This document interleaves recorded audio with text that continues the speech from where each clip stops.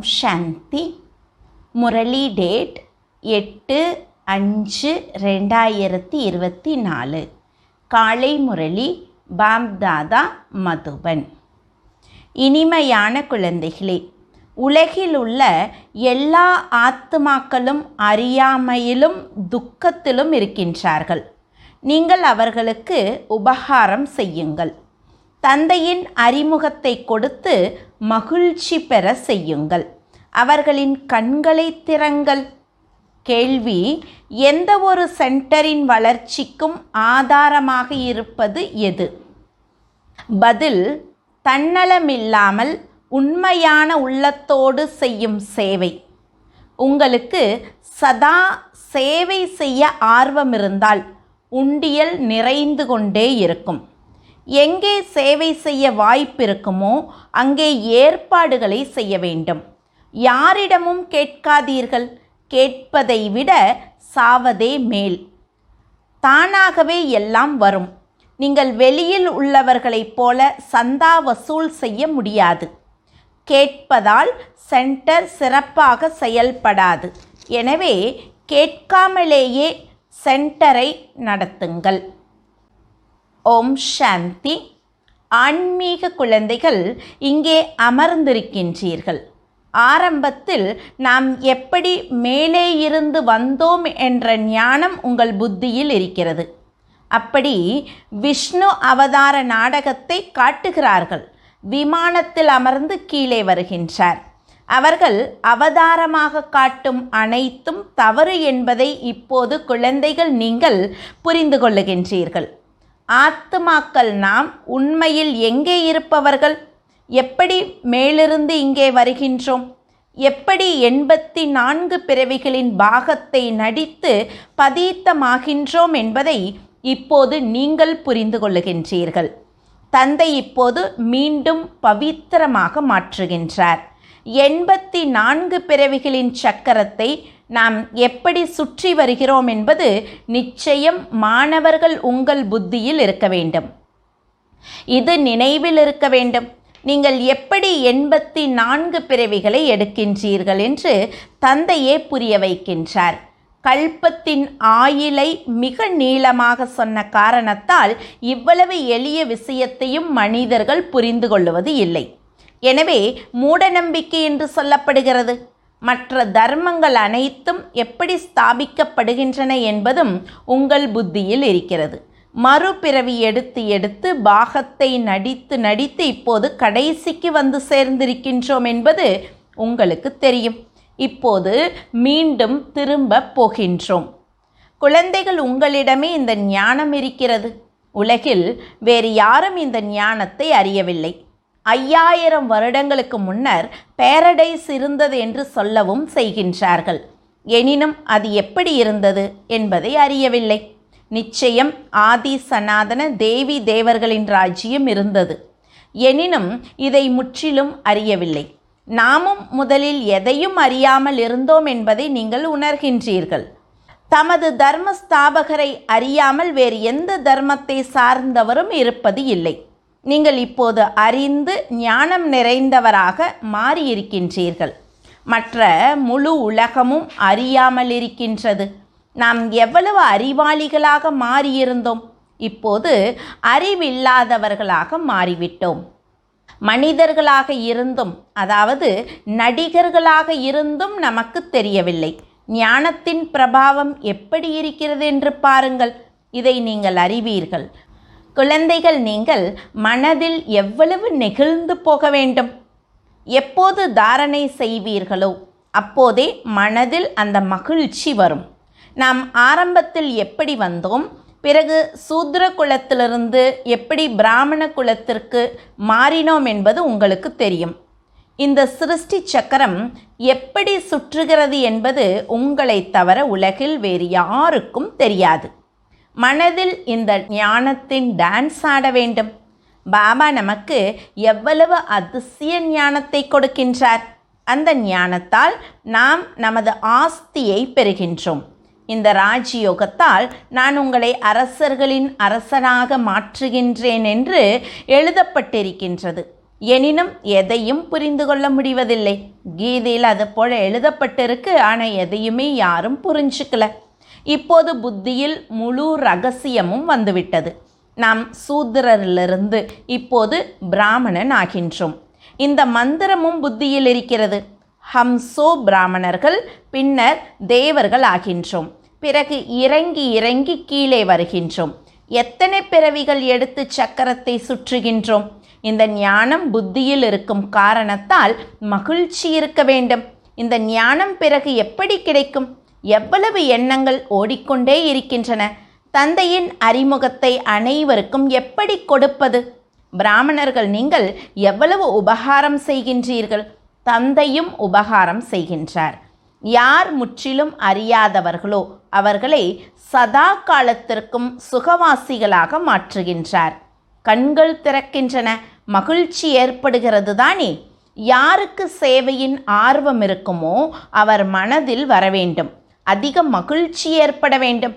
ஆத்மாக்கள் நாம் எங்கே இருப்பவர்கள்? பிறகு பாகத்தை நடிக்க எப்படி வருகின்றோம்? எவ்வளவு உயர்ந்தவராகின்றோம்? பிறகு எப்படி கீழே வருகின்றோம்? ராவண ராஜ்யம் எப்போது ஆரம்பமாகிறது என்பதை இப்போது புத்தியில் வந்திருக்கின்றன. பக்திக்கும் ஞானத்திற்கும் இரவு பகல் வித்தியாசம் இருக்கிறது. ஆரம்பத்திலிருந்து பக்தி செய்தது யார்? முதலில் நாம் வந்ததால் அதிக சுகத்தை பார்த்தோம். பிறகு நாம் பக்தி செய்ய ஆரம்பித்தோம் என்று நீங்கள் சொல்வீர்கள். பூஜைக்குரியவருக்கும் பூஜாரிக்கும் எவ்வளவு இரவு பகல் வித்தியாசம் இருக்கிறது. உங்களிடம் இப்போது எவ்வளவு ஞானம் இருக்கிறது. அதனால் மகிழ்ச்சி இருக்க வேண்டும். நாம் எப்படி 84 பிறவிகளின் சக்கரத்தை சுற்றினோம். 84 பிறவிகள் எங்கே? 84 லட்சம் எங்கே? இவ்வளவு சிறிய விஷயமும் யாருடைய கவனத்திற்கும் வருவது இல்லை.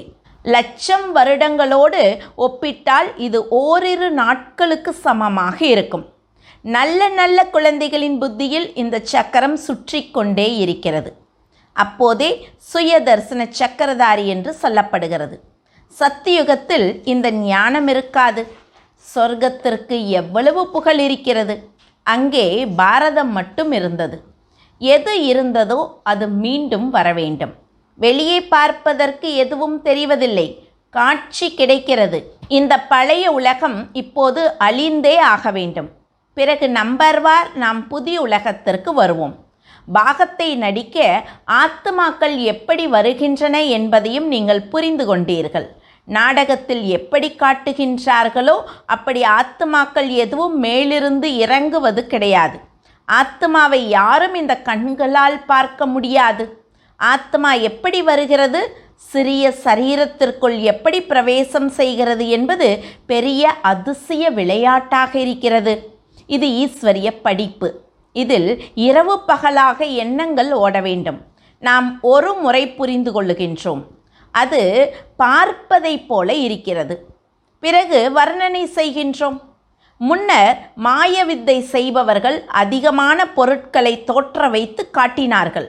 தந்தையும் மந்திரவாதி, தொழிலதிபர், வைர வியாபாரி என்று சொல்லுகின்றார்கள். எல்லா ஞானமும் ஆத்மாவில்தான் நிற்கிறது. ஆத்மாவே ஞானக்கடலாக இருக்கிறது. பரமாத்மா ஞானக்கடல் என்று சொல்லுகின்றார்கள். இருந்தும் அவர் யார், அவர் எப்படி மந்திரவாதியாக இருக்கின்றார் என்பது யாருக்கும் தெரியாது. முன்னர் நீங்களும் அறியாமல் இருந்தீர்கள். இப்போது தந்தை வந்து தேவர்களாக மாற்றுகின்றார். அதனால் மனதில் எவ்வளவு மகிழ்ச்சி இருக்க வேண்டும். ஒரு தந்தை மட்டுமே ஞானம் நிறைந்தவர். நமக்கு பாடமும் கற்பிக்கின்றார். இது குழந்தைகள் உங்களுக்கு மட்டுமே தெரியும். இந்த சிந்தனை இரவு பகலாக மனதில் ஓட வேண்டும். இந்த எல்லையற்ற நாடகத்தின் ஞானத்தை ஒரு தந்தை மட்டுமே சொல்ல முடியும். வேறு யாரும் சொல்ல முடியாது. பாபா எதையும் பார்க்கவில்லை. எனினும் அவரிடம் முழு ஞானமும் இருக்கிறது. நான் சத்தியுக திரேதாவில் வருவது இல்லை. எனினும் முழு ஞானத்தையும் சொல்லுகின்றேன் என்று தந்தை சொல்கின்றார். அதிசயமாக இருக்கிறது. யார் ஒருபோதும் பாகத்தையே பெறவில்லையோ அவர் எப்படி சொல்வார், நான் எதையும் பார்ப்பதே இல்லை என்று தந்தை சொல்லுகின்றார். நான் சத்தியுக திரேதாவிலும் வருவதில்லை. எனினும் என்னிடம் ஞானம் எவ்வளவு நன்றாக இருக்கிறது, அதை நான் ஒரே ஒரு முறை உங்களுக்கு சொல்லுகின்றேன். நீங்கள் பாகத்தை நடித்தீர்கள், உங்களுக்கு தெரியவில்லை. யார் பாகத்தையே நடிக்கவில்லையோ அவர் எல்லாவற்றையும் சொல்லுகின்றார். அதிசயம்தானே? பாகத்தை நடிக்கும் நமக்கு எதுவும் தெரியாது. எனினும் தந்தையிடம் எவ்வளவு ஞானம் இருக்கிறது.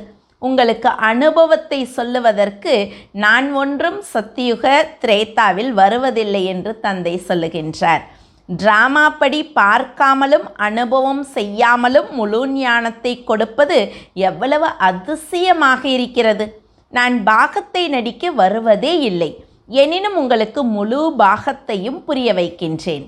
அதனால் என்னை ஞானம் நிறைந்தவர் என்று சொல்லுகின்றார்கள். இனிமையிலும் இனிமையான குழந்தைகளே, உங்களுக்கு நன்மை செய்து கொள்ள வேண்டுமென்றால் தன்னை ஆத்மா என உணருங்கள் என இப்போது தந்தை சொல்லுகின்றார். இது விளையாட்டு. நீங்கள் மீண்டும் இப்படியே விளையாட்டு விளையாடுவீர்கள். தேவி தேவர்களாக ஆவீர்கள். பிறகு சக்கரம் சுற்றி கடைசியில் மனிதர்களாவீர்கள். பாபாவிடம் இந்த ஞானம் எங்கிருந்து வந்தது என நீங்கள் ஆச்சரியப்பட வேண்டும். அவருக்கு எந்த குருவும் இல்லை. நாடகப்படி எப்படி நடிக்க வேண்டும் என்ற பாகம் அவரிடம் முன்கூட்டியே நிச்சயிக்கப்பட்டு உள்ளது. இதை இயற்கை என்று சொல்லுவார்கள். ஒவ்வொரு விஷயமும் அதிசயமாக இருக்கிறது. அதனால் தந்தை அமர்ந்து புது புது விஷயங்களை புரிய வைக்கின்றார். அப்படிப்பட்ட தந்தையை எவ்வளவு நினைவு செய்ய வேண்டும்? 84 பிறவிகளின் சக்கரத்தையும் நினைவு செய்ய வேண்டும். இந்த ரகசியத்தையும் தந்தையே புரிய வைத்திருக்கின்றார். விராட ரூப சித்திரமும் எவ்வளவு நன்றாக இருக்கிறது. எந்த லக்ஷ்மி நாராயணனின், அதாவது விஷ்ணுவின் சித்திரத்தை உருவாக்குகின்றார்களோ அதில் நாம் எப்படி 84 பிறவிகளில் வருகின்றோம் என்பதை காட்டுகின்றார்கள். ஹம்சோ தேவதா, பிறகு சத்திரியர், வைஷ்யர், பிறகு சூத்ரர்.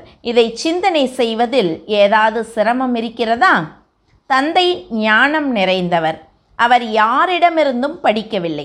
சாஸ்திரங்கள் எதையும் படிக்கவில்லை. எதையும் படிக்காமல் எந்த குருவிடமும் போகாமல் இவ்வளவு ஞானம் முழுவதையும் அமர்ந்து சொல்லுகின்றார். இப்படி ஒருபோதும் பார்த்திருக்க மாட்டீர்கள். தந்தை எவ்வளவு இனியவர். பக்தி மார்க்கத்தில் ஒவ்வொருவரும் ஒவ்வொருவரை இனியவர் என்று நினைக்கின்றார்கள். யாருக்கு யாரை பற்றி தோன்றுகிறதோ அவருக்கு பூஜை செய்ய ஆரம்பிக்கின்றார்கள். தந்தை அமர்ந்து அனைத்து ரகசியங்களையும் புரிய வைக்கின்றார். ஆத்மாவே ஆனந்த ஸ்வரூபமாக இருக்கிறது. பிறகு ஆத்மாவே துக்கத்தில் சீச்சியாகிறது. பக்தி மார்க்கத்தில் நீங்கள் எதையும் அறியவில்லை. எனக்கு எவ்வளவு புகழ் பாடுகின்றார்கள், இருந்தும் எதையும் அறிந்து கொள்ளவில்லை. இதுவும் எவ்வளவு அதிசய விளையாட்டாக இருக்கிறது. இந்த முழு விளையாட்டையும் தந்தையே புரிய வைக்கின்றார். ஏன் இப்படி போன்ற இத்தனை சித்திரங்களை ஒருபோதும் பார்க்கவும் இல்லை. இப்போது பார்க்கின்றீர்கள், கேட்கின்றீர்கள். அப்போது இந்த ஞானம் சரியாக இருக்கிறது என்று சொல்லுகின்றீர்கள். எனினும் காமம் மகா சத்ருவாக இருக்கிறது. இதனை வெற்றி பெற வேண்டும் என்பதை கேட்டு மந்தமாகி விடுகின்றார்கள். நீங்கள் எவ்வளவு புரிய வைக்கின்றீர்கள், அவர்கள் புரிந்து கொள்ளுவதே இல்லை. எவ்வளவு முயற்சி தேவைப்படுகிறது.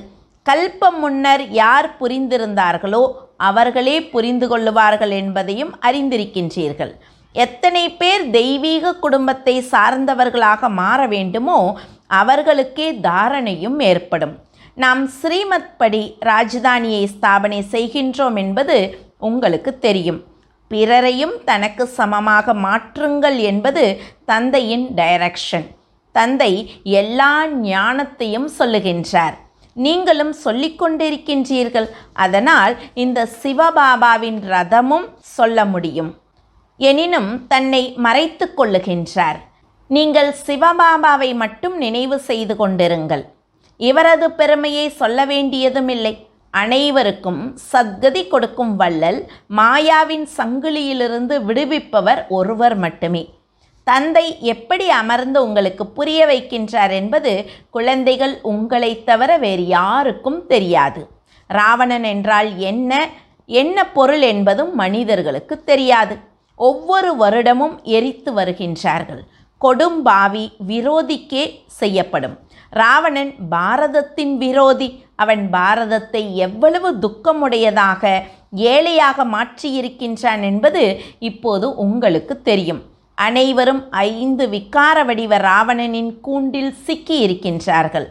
பிறரையும் எப்படி ராவணனிடமிருந்து விடுவிப்பது என்பது குழந்தைகளின் உள்ளத்தில் வர வேண்டும். சேவைக்கு வாய்ப்பிருந்தால் ஏற்பாடுகளை செய்ய வேண்டும். உண்மையான உள்ளத்தோடு தன்னலமின்றி சேவை செய்ய வேண்டும். அப்படிப்பட்ட குழந்தைகளின் உண்டியலை நான் நிறைக்கின்றேன் என்று தந்தை சொல்லுகின்றார். இது டிராமாவில் நிச்சயிக்கப்பட்டிருக்கிறது. சேவை செய்வதற்கு நல்ல வாய்ப்பு இருந்தால் இதில் கேட்பதற்கும் அவசியம் இருப்பதில்லை. சேவை செய்து கொண்டே இருங்கள் என்று தந்தை சொல்லியிருக்கின்றார். யாரிடமும் கேட்காதீர்கள். கேட்பதை விட சாவதே மேல். தானாகவே உங்களிடம் வரும். கேட்பதால் அந்த அளவு சென்டர் சிறப்பாக செயல்படாது. கேட்காமலே நீங்கள் சென்டரை நடத்துங்கள். தானாகவே எல்லாம் வந்து கொண்டே இருக்கும். அதில் சக்தி இருக்கும். வெளியில் உள்ளவர்கள் எப்படி சந்தா வசூலிக்கின்றார்களோ அப்படி நீங்கள் செய்யக்கூடாது. மனிதரை ஒருபோதும் பகவான் என்று சொல்லுவதில்லை. ஞானம் விதையாக இருக்கிறது. விதை ரூப தந்தை அமர்ந்து உங்களுக்கு ஞானத்தை கொடுக்கின்றார். விதைதான் ஞானம் நிறைந்ததாக இருக்கும். அந்த ஜடமான விதையால் வர்ணனை செய்ய முடியாது. நீங்கள் வர்ணனை செய்ய முடியும். எல்லா விஷயங்களையும் புரிந்து கொள்ள முடியும். இந்த எல்லையற்ற மரத்தை யாரும் புரிந்து கொள்வது இல்லை. ஸ்பெஷல் குழந்தைகள் நீங்கள் நம்பர்வார் முயற்சிக்கு தக்கபடி அறிந்திருக்கின்றீர்கள். மாயாவும் பிரபலமாக இருக்கிறது என்று தந்தை புரிய வைக்கின்றார். கொஞ்சம் சகித்து கொள்ளவும் வேண்டியிருக்கிறது. எவ்வளவு கடுமையான விக்காரங்கள் இருக்கின்றன. நல்ல நல்ல சேவை செய்பவர்களையும் போக போக மாயா கன்னத்தில் அறைகிறது. நாங்கள் விழுந்து விட்டோம் என்று சொல்லுகின்றார்கள். ஏணியில் மேலே ஏறி ஏறி கீழே விழுந்து விடுகிறார்கள். அப்போது சம்பாதித்த அனைத்தும் அழிந்து விடுகிறது. தண்டனை நிச்சயம் கிடைத்தே ஆக வேண்டும். தந்தையிடம் உறுதிமொழி கொடுக்கின்றார்கள். இரத்தத்திலும் எழுதி கொடுக்கின்றார்கள். இருந்தும் காணாமல் போய்விடுகின்றார்கள். பாபா சக்திசாலியாக மாற்றுவதற்காக பார்க்கவும் செய்கின்றார். இவ்வளவு யுக்திகளை கையாண்ட பிறகும் உலகின் பக்கம் சென்று விடுகின்றார்கள். எவ்வளவு எளிதாக புரிய வைக்கின்றார். பாகத்தை நடிப்பவர் தனது பாகத்தை எண்ணி பார்க்க வேண்டும். தனது பாகத்தை யாரும் மறக்கவும் முடியாது. தந்தையோ தினம்தோறும் பலவித வகைகளில் புரிய வைத்து கொண்டே இருக்கின்றார். நீங்களும் பலருக்கு புரிய வைக்கின்றீர்கள். இருந்தும் நாங்கள் தந்தையின் முன்னால் போக வேண்டும் என்று சொல்லுகின்றார்கள். தந்தை அதிசயம் செய்கின்றார். தினம்தோறும் முரளி நடத்துகின்றார். அவர் நிராகாரர். பெயர், உருவம், தேசம், காலம் இல்லை என்றால் பிறகு முரளி எப்படி சொல்லுவார்? ஆச்சரியப்படுகின்றார்கள். பிறகு நன்றாக புரிந்து கொண்டு உறுதியாகி வருகின்றார்கள். அப்படிப்பட்ட தந்தை ஆஸ்தி கொடுக்க வந்திருக்கின்றார். அவரை சந்திக்க வேண்டுமென்று உள்ளம் விரும்புகின்றது. இந்த அறிமுகத்தோடு வந்து சந்தித்தால் தந்தையிடமிருந்து ஞான ரத்தினங்களை தாரணை செய்ய முடியும். ஸ்ரீமத்தை கடைபிடிக்கவும் முடியும். நல்லது. இனிமையிலும் இனிமையான காணாமல் போய் கண்டெடுக்கப்பட்ட செல்ல குழந்தைகளுக்கு தாய் தந்தை பாப் தாதாவின் அன்பு நினைவுகள் மற்றும் காலை வணக்கம். ஆன்மீக குழந்தைகளுக்கு ஆன்மீக தந்தையின் நமஸ்காரம். ஆன்மீக தந்தைக்கு ஆன்மீக குழந்தைகளின் அன்பு நினைவுகளும் நமஸ்காரமும்.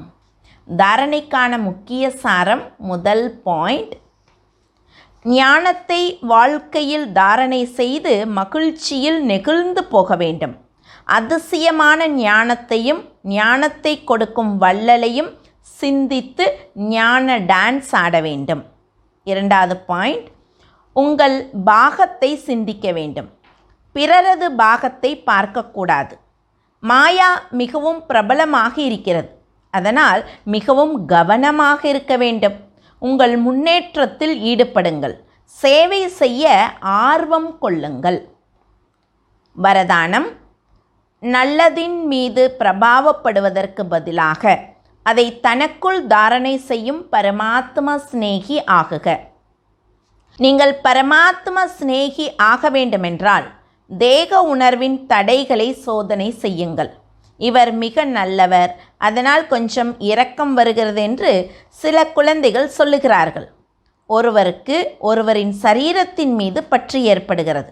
ஒருவருக்கு ஒருவரின் குணம் அல்லது விசேஷத்தாவின் மீது பற்று ஏற்படுகிறது. ஆனால் அந்த விசேஷத்தாவை அல்லது குணத்தை கொடுப்பவர் யார்? ஒருவர் நல்லவராக இருந்தால் அந்த நல்ல குணத்தை தாரணை செய்யுங்கள். ஆனால் நல்லதின் மீது பிரபாவப்படாதீர்கள். விலகியும் தந்தைக்கு பிரியமாகவும் ஆகுங்கள். அப்படி பிரியமானவர், அதாவது பரமாத்ம சிநேகி குழந்தை சதா பாதுகாப்பாக இருக்கின்றார். ஸ்லோகன்: சைலன்ஸின் சக்தியை வெளிப்படுத்துங்கள், அப்போது சேவையின் வேகம் அதிகமாகும். ஓம் சாந்தி.